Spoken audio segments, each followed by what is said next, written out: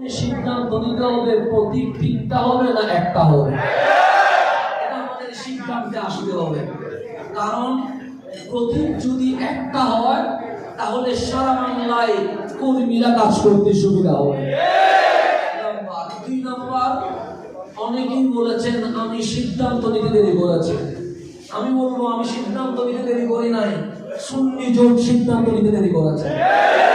মানতে হবে আমাকে নির্বাচনের আগের দিন পর্যন্ত কষ্ট দেওয়া হয়েছে। আমি কি মন মালিন্য মিশাইতে যাবো না মাঠে কাজ করবো? আমি প্রার্থী হওয়ার পরে আমাকে জনে জনে কল করতে হয়েছে। প্রার্থী কল করবে না সবাই মিলে কাজ করবে?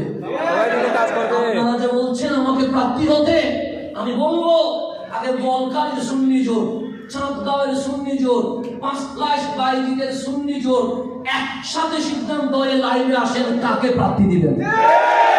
এর আগে প্রার্থী করে কোনো লাভ নাই।